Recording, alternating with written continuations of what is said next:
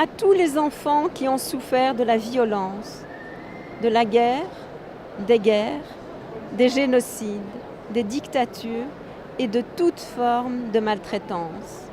J'ai mis 40 ans pour écrire cette histoire. Il s'agit effectivement de l'histoire d'un enfant qui a 7 ans quand il doit quitter ses parents. Il se trouve à ce moment-là à Madrid, en 1936, et la guerre civile va commencer. À ce moment-là, on ne savait pas que la guerre allait durer 3 ans, et on savait encore moins qu'il y aurait un coup d'État qui allait durer 40 ans. C'est donc mon père, à l'époque du livre, âgé de 85 ans, qui a commencé à ordonner. Il a donc mis les sous-titres, les titres, les parties de son histoire. C'est un récit raconté par mon père et par moi.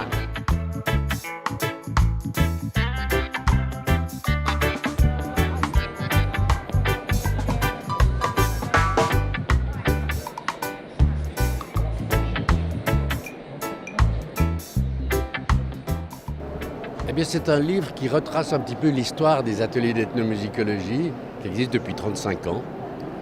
Et donc on a confié ça à un journaliste remarquable qui s'appelle Arnaud Robert, qui est quelqu'un qui aime beaucoup la musique, qui connaît bien la musique, qui écrit très bien et qui a une espèce d'intérêt très, très fin pour la musique.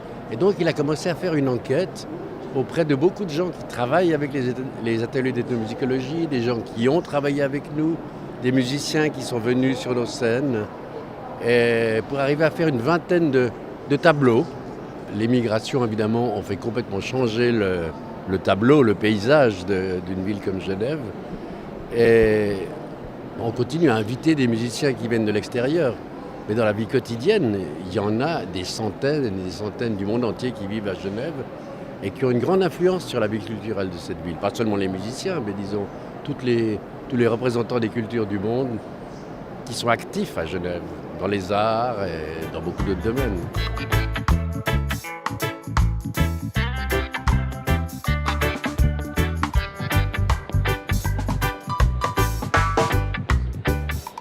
S'ouvrir à l'inconnu, c'est l'histoire d'une femme qui va partir aux États-Unis, moi, il y a 7 ans en arrière. Donc c'est une histoire d'émigration, mais à sens inverse.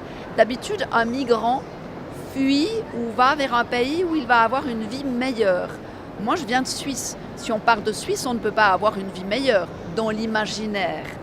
Donc, je pars d'un pays parfait, entre guillemets, mais parfait, ou vu comme parfait, pour aller dans un pays, le pays de l'Amérique, controversé, avec son dirigeant qui l'est aussi.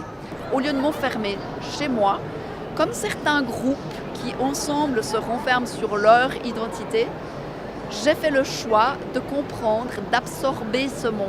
Donc ces récits, ce sont des récits que j'ai faits à des amis, où la première année j'étais une éponge. Ne pouvant m'exprimer, j'ai absorbé avec tous mes sens, les yeux, les oreilles, mon cœur, mon âme, et j'ai essayé de restituer cette observation de l'extérieur. Vous ne pouvez pas migrer et ne pas vous sentir coupable. Vous êtes pris dans un conflit de loyauté. J'ai quitté mon pays, ma langue, mes enfants, ma culture. Il y a de la culpabilité. Et mes amis. Donc il fallait gérer cette culpabilité. Il fallait y faire face, il fallait la comprendre, il fallait la dépasser. Et le seul mot, c'est l'ouverture.